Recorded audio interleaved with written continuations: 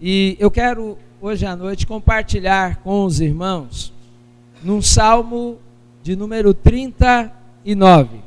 Salmo de número 39.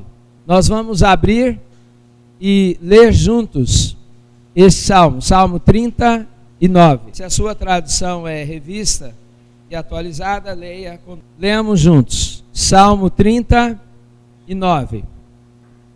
Disse comigo mesmo: guardarei os meus caminhos, para não pecar com a língua.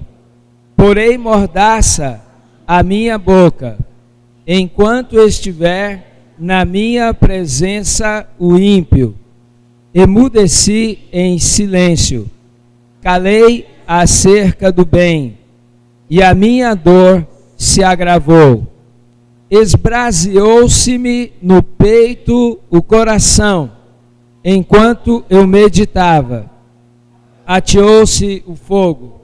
Então disse eu com a própria língua: dá-me a conhecer, Senhor, o meu fim, e qual a soma dos meus dias, para que eu reconheça a minha fragilidade. Deste aos meus dias o comprimento de alguns palmos, à tua presença o prazo da minha vida é nada. Na verdade, todo homem, por mais firme que esteja, é pura vaidade. Com efeito, passa o homem como uma sombra, em vão se inquieta, amontoa tesouros e não sabe quem os levará. E eu, Senhor, que espero, tu és a minha esperança. Vamos repetir o verso 7, todos juntos. E eu, Senhor, que espero, tu és a minha esperança. Vamos orar. Senhor, obrigado por esta palavra. O Senhor teve o cuidado, a atenção de preservá-la ao longo de todos estes séculos, para que nesta noite ela cumprisse nos nossos corações o efeito, a mudança, a transformação estabelecida pelo Senhor, quando o Senhor levou Davi a fazer o seu registro. Por isso, Pai, nós nos abrimos agora. Se porventura ainda existe, quando chegamos, Pai, a esse momento de culto, se porventura existe alguma coisa interceptando, atrapalhando, quebrando a nossa comunhão com o Senhor, nós pedimos nesta hora que o teu poder em Cristo Jesus elimine, tire tudo aquilo que porventura, ó Deus, nos atrapalha a ouvir a tua voz. Senhor, que esse seja o momento em que prevaleça a tua palavra, a tua verdade, a tua autoridade sobre as nossas vidas, sobre o nosso querer, sobre as nossas ações, nossas intenções, o nosso pensar, o nosso agir. Ó Deus amado, fala assim, pois, e permita, Senhor, que esta palavra, que é poder para as nossas vidas, também seja para outros que estão à nossa volta e precisam desesperadamente conhecer a tua verdade. Assim nos alcance para que possamos alcançar outros. Nós assim oramos e pedimos no nome de Jesus. Amém.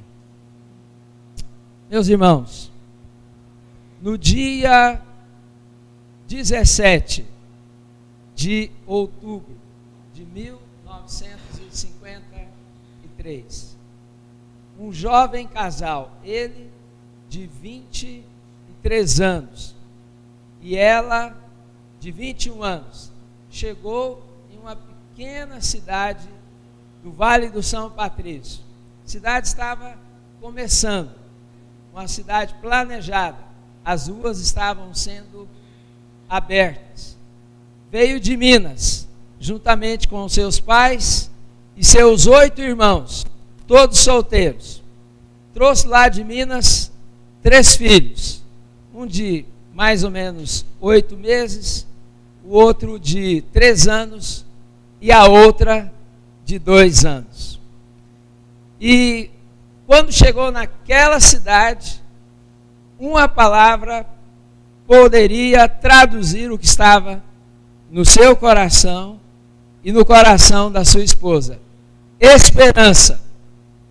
Exatamente a palavra dita aqui pelo salmista Davi. E foi perseguindo esta esperança que ele começou com a sua esposa a sua jornada ali naquela cidade. Sem dinheiro, sem muita perspectiva, mas com um grande sonho no seu coração. O resultado deste sonho foi: tiveram mais 6 filhos, então chegaram com 3, passaram a ter 9. Além desses 9 filhos, 17 netos. E além desses 17 netos, 13 bisnetos. Dos seus filhos, um se tornou engenheiro, com mestrado e doutorado nos Estados Unidos. A outra formou-se em letras e tornou-se funcionária de carreira do Banco do Brasil, que naquela época era um dos melhores empregos do Brasil. O outro tornou-se delegado da Polícia Federal. A outra faleceu novinha, talvez com um ano e meio. A outra tornou-se engenheira. No primeiro momento, engenheira de fraldas, porque formou e foi cuidar de seus filhos, mas depois exercendo a sua profissão como engenheira de segurança. O outro tornou-se médico. O outro tornou-se um especialista em corte de cabelo, com uma habilidade reconhecida por todos aqueles que se tornaram os seus clientes. E a outra se tornou uma professora do ensino público, com grandes resultados, grande desempenho na sua vida. E teve um que saiu fora da curva, aquela história, né? Um ponto fora da curva, tornou-se pastor. É óbvio que os irmãos já devem estar percebendo de quem eu estou falando. Estou falando de um homem chamado João Macedo. E quando eu vejo ali escrito no Evangelho de João: houve um homem chamado por Deus, cujo nome era João, eu aplico ao meu pai, porque eu só posso entender que essa história de vida que foi construída pelo meu pai tinha o dedo de Deus, tinha a direção de Deus, tinha o toque de Deus. Então tudo começou nesse dia 17 de outubro de 1953. Pois exatamente no dia 17 de outubro de 2017, exatamente 64 anos depois de chegar naquela terra, cidade de Rubiataba, o meu pai foi enterrado ali, encerrou a sua jornada terrena. Ele se foi, mas as marcas da sua vida, marcas como trabalho, marcas como apego à família, marcas como sonho, garra, dedicação, entrega, investimento na vida dos filhos, tudo isso continuará a fazer diferença não só nas nossas vidas, mas também nas próximas gerações. E lá na sua lápide estará escrito assim: João Macedo, 1930, tracinho 2017. 87 anos de vida, bem vividos, uma história linda que fez diferença na vida daqueles que estiveram perto dele. Assim é a nossa história.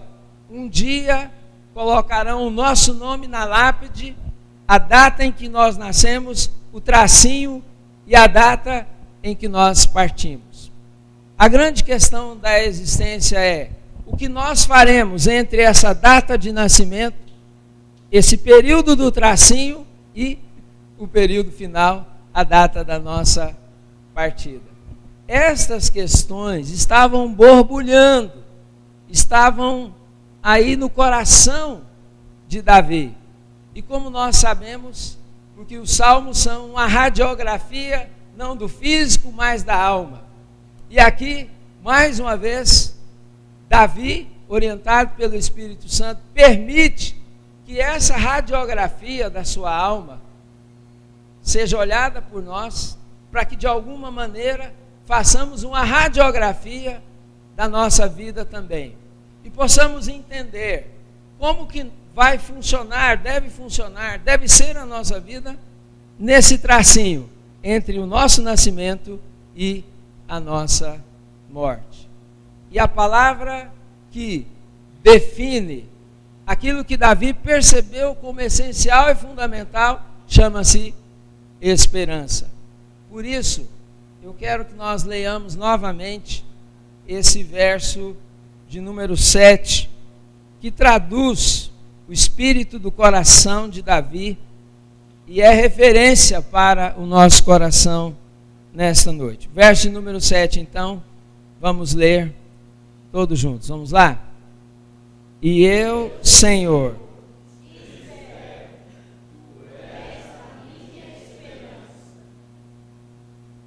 eu quero convidar você a caminhar com Davi. E nessa caminhada, olhar para você, para a sua caminhada e perceber o que Deus tem preparado para a sua própria vida. Primeiro momento de Davi está logo no verso de número 1. Ele faz algo interessante. Ele está conversando com ele mesmo. Não é isso? Olha o versículo 1. Disse comigo mesmo. Tem gente que acha que pessoas que conversam consigo mesmo estão piradas, né? Estão faltando um parafuso. Mas faz um bem imenso você conversar com você mesmo. É extremamente terapêutico você conversar com você. É um diálogo em que você é o emissor e o receptor. É um diálogo dentro do seu coração. Nessa sua conversa consigo mesmo, Davi revela que ele se sentia, vamos dizer assim, responsável. Responsável por quê? Verso número 1. Pelos seus caminhos. Ele diz assim: eu guardarei os meus caminhos. O que é a vida? A vida é uma caminhada. E nós vamos escolhendo esses caminhos. Nós não podemos terceirizar esta escolha. É uma responsabilidade nossa fazer as escolhas. E nós lidamos com as consequências das escolhas que nós fazemos. Não há uma possibilidade de fazer uma terceirização. É você que tem que guardar o seu caminho, guardar a sua própria vida. Não há possibilidade também, não é adequado, não é correto, que você lance culpa sobre outras pessoas em função dos caminhos que você vive. Tem gente que faz assim, enche a capanga, né, como a gente falava lá no interior, de pedra, e começa a jogar pedra. Minha vida é assim, porque fulano fez isso, fez aquilo. Há um lançar de culpa sobre outros. Ou outras pessoas se omitem, fazem de conta que a história não tem a ver com ela. Davi não, ele disse: eu vou guardar os meus caminhos. Ele se sentia responsável pela sua própria vida. Outra coisa muito interessante aqui que está nesse verso de número 1, ele diz assim: para não pecar com a língua. Ele se sentia também responsável pela sua comunicação. Um dos grandes privilégios que nós temos é essa possibilidade de nós comunicarmos. Mas a palavra de Deus nos alerta que na nossa língua há a morte, há a vida, há a bênção e há a maldição. há desagregação e a agregação. E nós vamos tomar muito cuidado com a nossa comunicação, com a palavra que nós falamos, com o tom que nós falamos, com aquilo que nós estamos dizendo uns para os outros. Porque isso pode trazer a bênção de Deus, ou pode trazer desgraça na vida das pessoas que estão à nossa volta.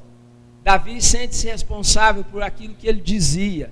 E ele então afirma: eu vou tomar muito cuidado, eu vou ter uma atenção redobrada, porque eu não quero que a minha língua seja um instrumento de pecado.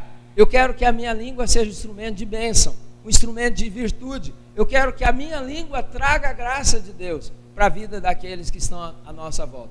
Ele se sentia responsável por isso. Também, ele diz assim, dando sequência a esse abrir da sua alma, do seu coração, como eu já disse, falando sozinho. Ele está conversando com ele mesmo. Porém, mordaça a minha boca, enquanto estiver na minha presença o ímpio. Então, ele pensou na relação que ele tinha com o ímpio. Quem é o ímpio? Ímpio na Bíblia representa aquelas pessoas que não creem em Deus, que não buscam a Deus, que vivem desconectadas com Deus. Então ele diz assim: com estas pessoas eu vou redobrar ainda a minha atenção, a minha preocupação, eu vou ser muito mais cuidadoso. Eu vou pôr uma mordaça na minha língua, porque eu quero ter com estas pessoas uma relação que seja efetiva, que seja abençoadora e que represente de alguma maneira a manifestação do amor de Deus na vida delas. Então essas questões estavam dentro da alma, dentro do coração de Davi, e ele vai trazendo isso, conversando com ele mesmo.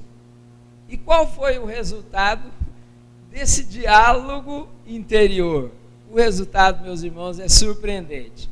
Olha o verso de número 2 e o verso de número 3. Ele diz assim: emudeci, né?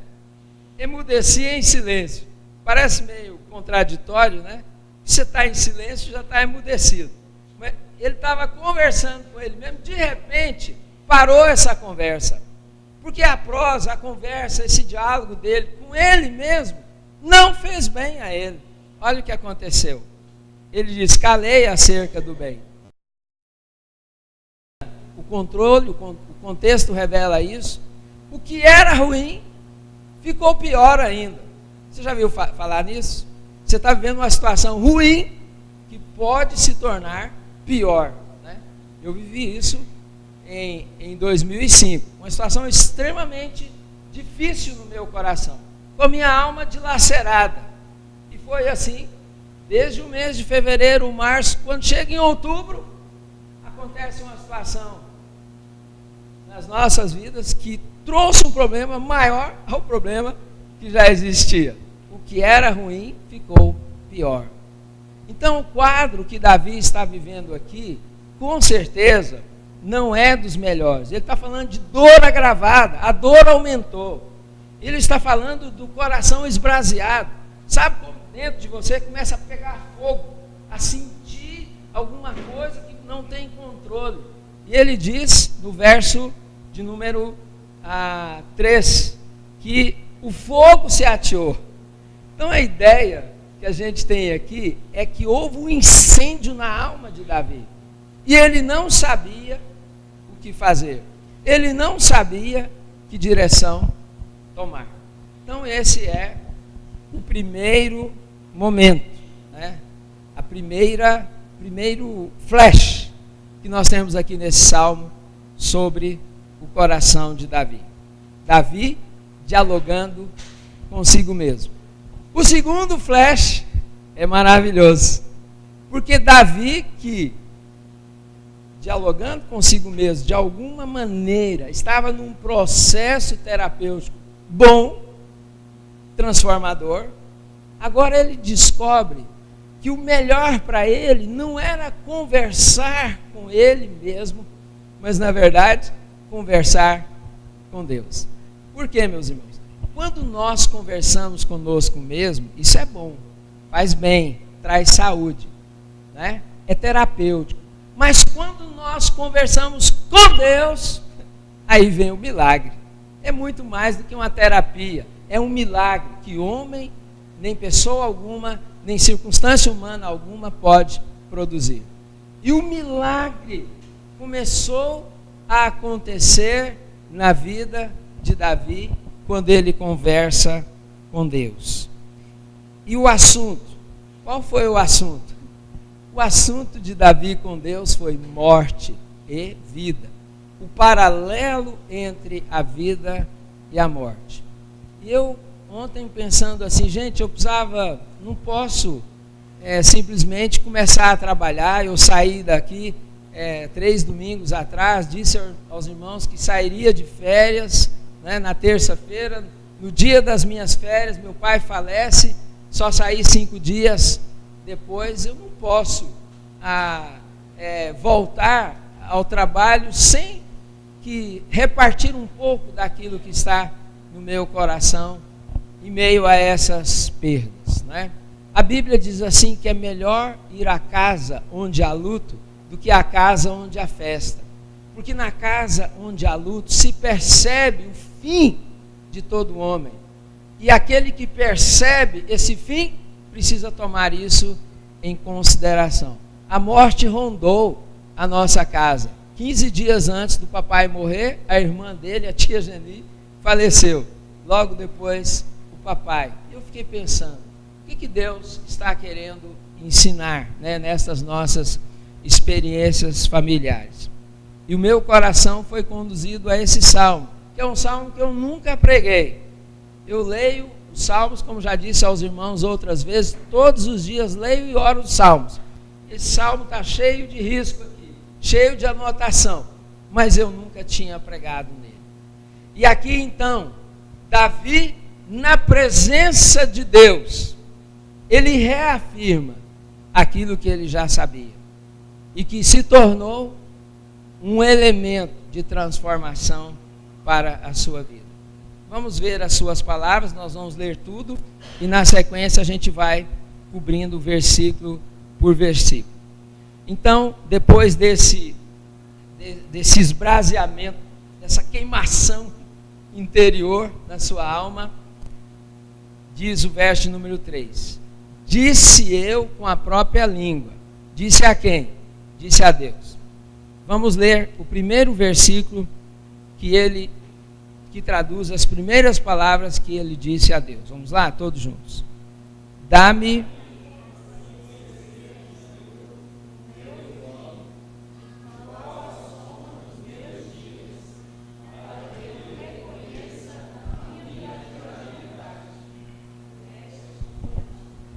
até aí. Então Davi começa a falar com Deus sobre a morte. Que coisa extraordinária, meus irmãos. Presta atenção. Você precisa conversar com Deus sobre a morte.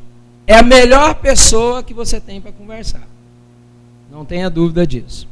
E o que Davi fala para Deus? Ele fala para Deus assim, olha, eu desconheço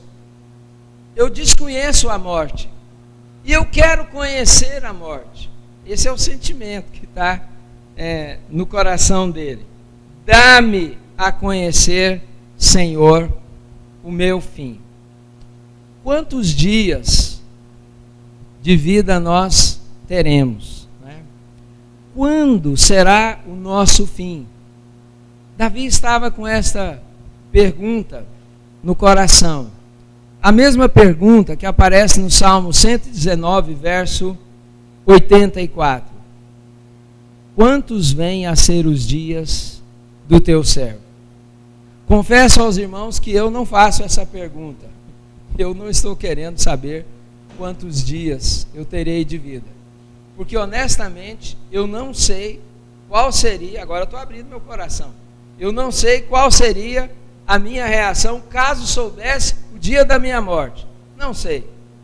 Mas Davi queria saber, né? O que importa aqui é que a morte é um terreno totalmente desconhecido para nós. É um terreno que nós nunca pisamos, nós não conhecemos. E Davi então fala sobre essa ignorância da morte para Deus.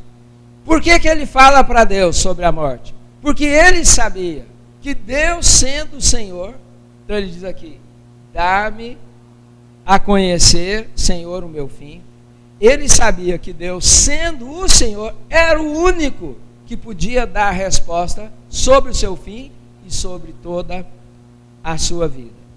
Então a morte, para a Bíblia, está ligada à soberania de Deus.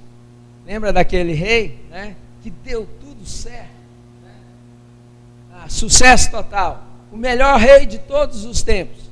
Inclusive, haviam vencido, né, os assírios. 185 mil inimigos haviam sido mortos, né? O rei Ezequias. E diz a Bíblia que naqueles dias de grande vitória, o Senhor apareceu para ele e diz assim: ó, prepara, meu nego, você vai morrer. Dentro de poucos dias você vai morrer. Então Deus é o único que tem conhecimento sobre essa realidade que é peculiar à nossa humanidade, chamada morte, né? E Davi tinha consciência disso. Por isso que vai prusiando, vai dialogando com Deus. Dá-me, Senhor, a conhecer o meu fim. Qual a soma dos meus dias? Eu acho interessante quando Davi vai personalizando aquilo que é inteiramente pessoal. Porque a morte não é uma experiência do outro. É a minha experiência, é a nossa experiência. Cada um de nós vai viver em algum momento essa experiência, né? E aqui, diga-se de passagem, o texto diz: o meu fim. Presta atenção, a Bíblia não fala de várias mortes, só haverá uma morte, né? Respeitamos muito, temos grande apreço pelas pessoas que ensinam que há uma sucessão de mortes, e você morre, renasce, até você atingir um estado de aperfeiçoamento. Mas não é isso que a Bíblia diz. A Bíblia fala de um fim único. Aos homens foi ordenado morrer uma só vez. Hebreus 9, 27. E depois de morrer uma só vez, vem o juízo. Não teremos, em hipótese alguma, para a Bíblia, duas experiências de morte. E aqui então, Davi tem essa consciência que vai ter esse momento singular, talvez o maior de todos os momentos da sua própria vida. Eu lembro daquela música do Taiguara, né? O povo mais antigo, tipo assim o Renato, né? Esse pessoal aí mais, tipo eu, o Renato, Dona Maria Helena levantou a mão, quem mais levanta a mão? Talvez até a Wanda, mas a Wanda é mais jovem, né? Não sei. Lembra do Taiguara, né? Antes do pano cair, antes que as luzes se apaguem, antes que as portas se fechem, antes que o dia anoiteça, antes que a vida na terra desapareça. Ou seja, vai chegar um momento que no show da vida, o pano vai fechar e não vai abrir de novo. Você já foi no show que o cantor canta, fecha a cortina, mas o sucesso foi tanto que ele vai e volta, faz uma canja. Não terá canja, porque será uma vez só. Davi tinha essa consciência dessa experiência única que ele teria na sua morte. E aí ele diz assim: e qual será a soma dos meus dias? Não dá para você pensar na morte, entendeu Davi ali na sua oração, sem entender que a morte, na verdade, é a sequência, é o final de toda uma sequência de uma história, de uma vida. É interessante lá em Gênesis capítulo 5, quando aparece a primeira genealogia, qual é a expressão que aparece? Fulano nasceu, gerou não sei quem, viveu não sei quantos anos e morreu. Nasceu, gerou, morreu. Nasceu, gerou, morreu. Nasceu, gerou, morreu. Esse é um ciclo inevitável. Nascer, né? Gerar, se for o caso, mas nascer, viver e morrer. Davi tinha essa consciência. Quantos serão os meus dias, né? Quanto tempo eu estarei vivendo? Interessante que quando Davi já estava assim, daquele tipo, né, que a gente fala, com o pé na cova, né? Ele sabia que a morte estava próxima, 1 de Reis, capítulo 2, verso 1, ele diz assim: eu vou pelo caminho de todos os mortais. E aí ele está falando com o filho dele, o Salomão: coragem, Salomão, coragem, ser homem.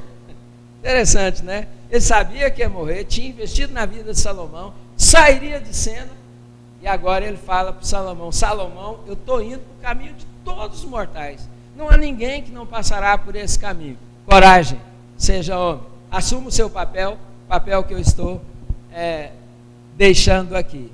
Todos vão passar. Há pouco tempo, né, nós tivemos a notícia do falecimento do Dr. Shedd, uma pessoa extraordinária, um dos homens mais usados por Deus na formação teológica, no despertamento de pessoas no nosso país. Ele era estrangeiro, mas seu coração era brasileiro. E interessante que ele falou que ele sabia mesmo que era chegada a sua hora, e ele se alegrava no fato que o seu fim estava se aproximando, porque ele sabia que o Deus que tinha andado com ele até então continuaria com ele no seu fim, do ponto de vista humano. Então essas questões estavam no coração de Davi. E aí o que eu acho mais interessante é que Davi estava querendo saber sobre a morte, não era por uma mera curiosidade, mas para quê? Verso de número 4 nos dá esta resposta: dá-me a conhecer, Senhor, o meu fim, qual a soma dos meus dias, para que eu reconheça a minha fragilidade. Vamos falar juntos essa parte aqui? Para que eu reconheça a minha fragilidade. De novo.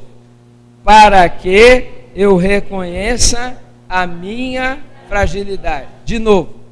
Para que eu reconheça a minha fragilidade. Você ver um pai no caixão, ver uma mãe, ver um filho, né? Como o Renato aqui já passou por essa experiência, ver um irmão, como eu já passei, ver alguém querido, um amigo, qual é o sentimento que nós temos? Fragilidade.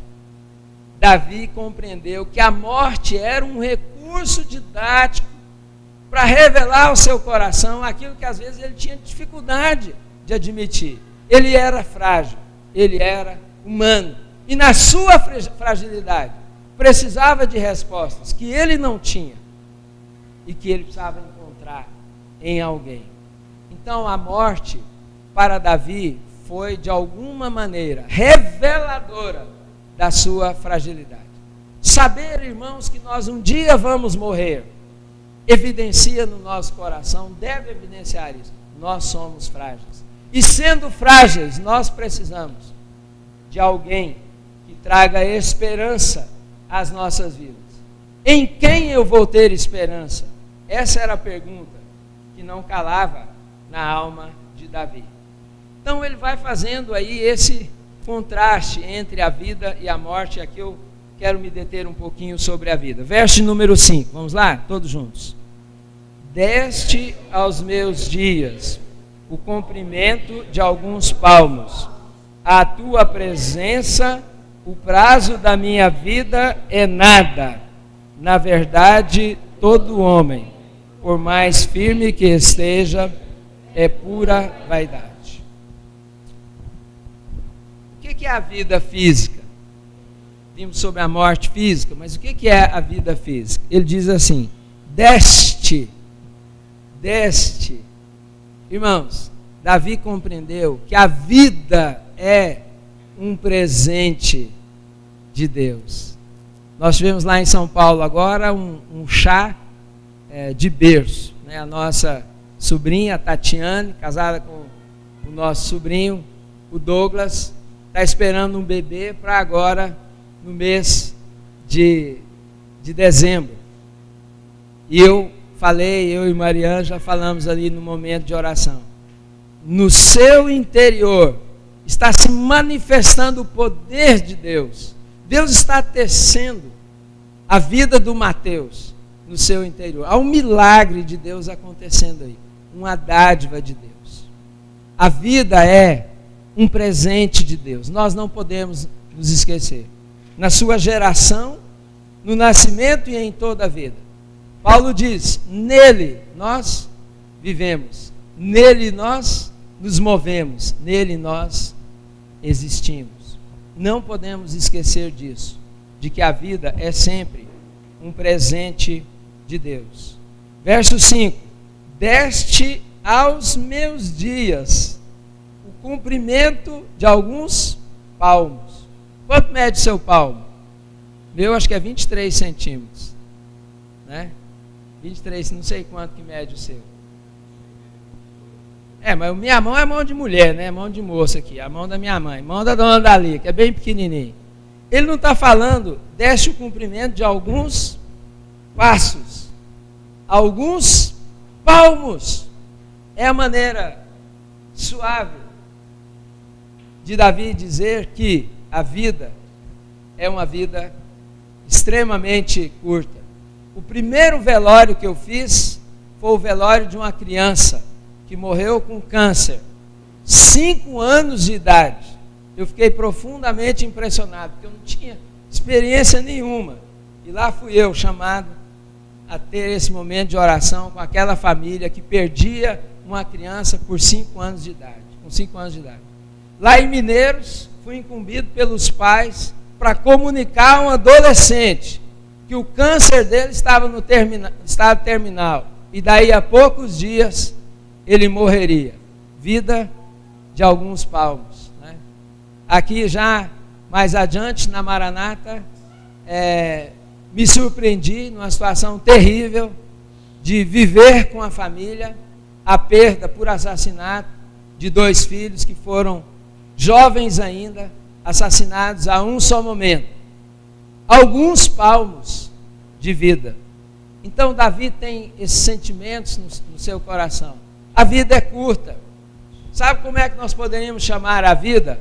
É o nome daquele serviço que o Marcondes Perillo espalhou pelo estado. Vapt vupt, vapt vupt. Alguns palmos. Mais ainda ele diz: a tua presença, Deus, na tua presença, o prazo da minha vida é nada. Por que é nada? Porque Deus é eterno, não teve princípio, não terá fim, Ele sempre existiu. Sendo Deus eterno, essa nossa vida de alguns palmos, esse vapt-vupt da existência, o que significa isso diante do Deus eterno? Não significa nada.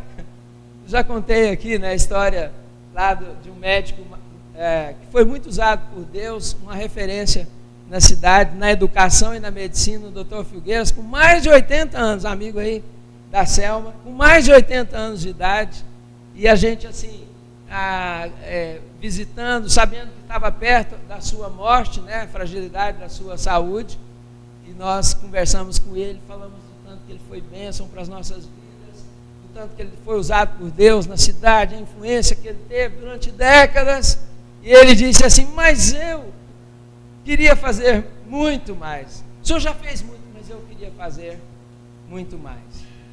O que nós fazemos diante dessa grandeza de Deus, o prazo que nós temos diante da realidade de Deus é nada. Era esse o sentimento que Davi estava tendo. E aí ele termina no verso número 5 dizendo assim: na verdade, todo homem, por mais firme que esteja, é pura vaidade. A vida física tem a marca da vaidade. Por mais que o homem alcance, do ponto de vista humano, sucesso, destaque, glamour, honra e glória, tudo isso é vaidade. Você sabe o que significa vaidade? Nulidade. Nulidade, não tem absolutamente valor algum.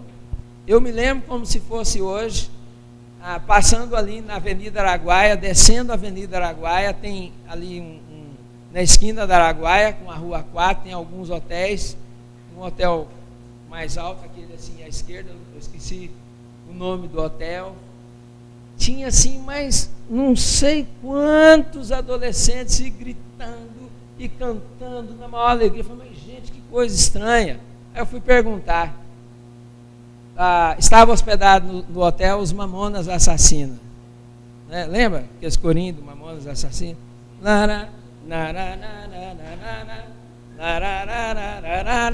Tararara, todo mundo conhece, né? Sucesso total no Brasil inteiro. Imaginava-se, Mamonas Assassinas, esse grupo vai perdurar por muito tempo. Parece que não durou nem um ano.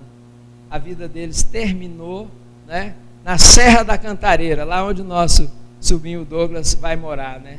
O avião, a jato, bateu na Serra da Cantareira e eles morreram na hora.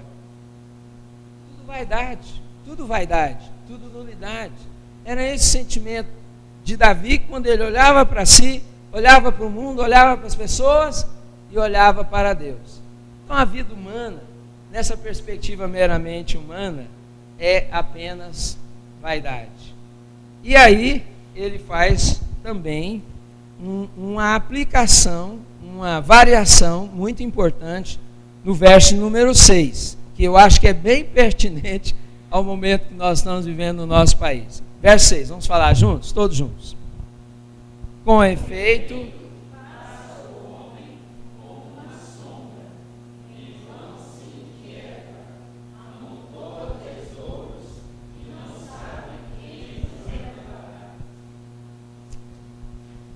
Davi conversa com Deus sobre os bens terrenos. Ele diz: com efeito, passa o homem como uma sombra, em vão se inquieta, amontoa tesouros e não sabe quem os levará. A fazenda Canabarro, né? A fazenda Poesia, a casa da rua Hugo Macedo, lá no centro, a casa da rua Pateiro, lá em Rubiataba, meu pai não levou. Tudo isso ficou por aqui. O que isso significa? Significa que os bens não podem, Davi compreendeu isso, comprar o alongamento da nossa vida. Passa o homem como uma sombra. Eu tenho um amigo, um grande empresário, extremamente bem-sucedido, conhecido na nossa cidade, e o filho dele teve câncer. Desde criança teve câncer e faleceu com 20 e poucos anos.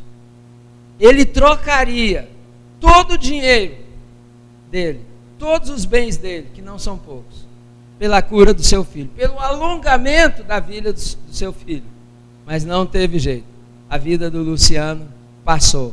Mesmo tendo os melhores médicos do mundo, as melhores técnicas, não foi possível alongar a sua vida. Bens não alongam a vida de ninguém. É isso que a palavra está dizendo a partir da experiência de Davi. Ele também fala que tudo isso, que a pessoa que vive em função de dinheiro, que vive com o coração apenas centrado na economia, naquilo que ganha, naquilo que gasta, naquilo que produz, o resultado disso, diz ele, é uma vã inquietação.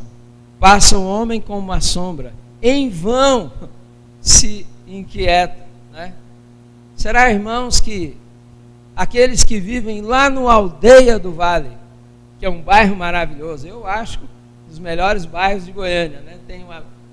Temos um casal muito amigo que mora lá. Será que aqueles que vivem no Aldeia do Vale vivem necessariamente melhor do que aqueles que estão no Cerrado, que é onde a igreja faz através das senhoras um trabalho de solidariedade? Não, porque o segredo da vida não está nos bens que se tem, mas na maneira em que se decidiu viver essa vida, no caminho escolhido. E Davi estava buscando esse caminho e confirmando essa compreensão para o seu coração. Os bens são vãos, eles não trazem a nós aquilo que só alguém superior a nós pode trazer. E mais do que isso, ele diz assim: o cidadão ganha dinheiro para encardir, um sucesso, né? Um mega empresário, só que ele parte e não leva nada do que tem aqui. Como diz aquela história contada por Jesus, né? Daquele produtor de sucesso, né? E falou: que maravilha, nunca a lavoura deu tanto, aumenta os armazéns, agora vou comer, beber, ter tempo de regalia, de lazer, né? E mal sabe ele que receberia uma mensagem: tolo, nesta noite te pedirão a minha alma. Então Davi compreende que os bens também não trazem a ele resposta para as demandas da sua alma e do seu coração.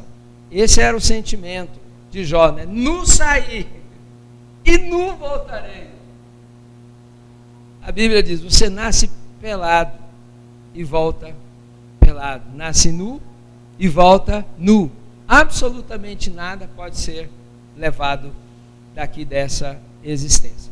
E aí então, depois dessas reflexões, dessas ponderações, vem a pergunta, e nós vamos lê-la no verso de número 7. Na verdade, essa pergunta estava no seu coração, e ele estava caminhando em busca de uma resposta. Vamos falar juntos? Verso número 7, todos juntos. E eu, Senhor, que espero, tu és a minha esperança. De novo. E eu, Senhor, que espero, tu és a minha esperança. Vamos de novo? E eu, Senhor, que espero, tu és a minha esperança. Presta atenção aqui, eu já estou terminando. Essa foi a grande conclusão de Davi.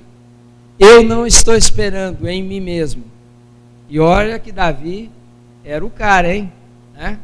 Vocês conhecem a história de Davi, né? Aquele menininho lá, insignificante, adolescente, já venceu o gigante, e vitórias após vitórias, tornou-se a maior referência de Israel, a maior expressão da vida de Israel, o rei de Israel, né? Mas ele disse: não é a minha vida, eu não vou esperar na minha vida, não vou esperar nas minhas conquistas, não vou esperar nos meus bens, não vou esperar naquelas pessoas que estão à minha volta, não vou esperar na minha glória humana, não vou esperar naquilo que eu planejei, executei, naquilo que eu realizei, não vou esperar na minha família, eu vou esperar no Senhor. O Senhor é a minha esperança. Vamos falar juntos?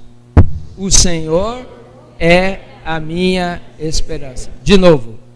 O Senhor é a minha esperança.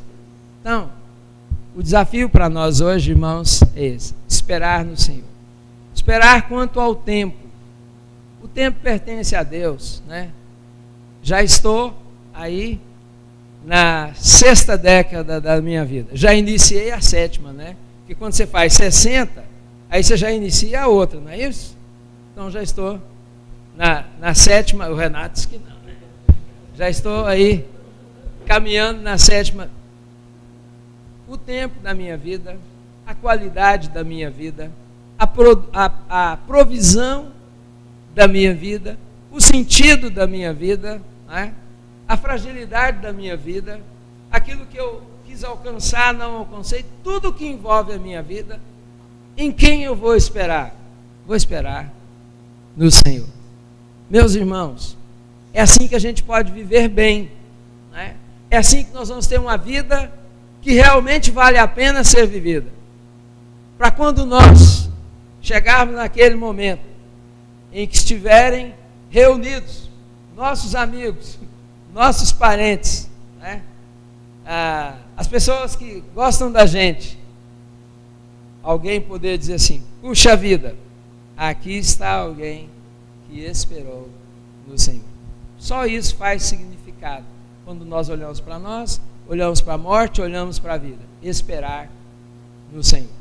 Vamos ler juntos o verso de número 7, todos juntos.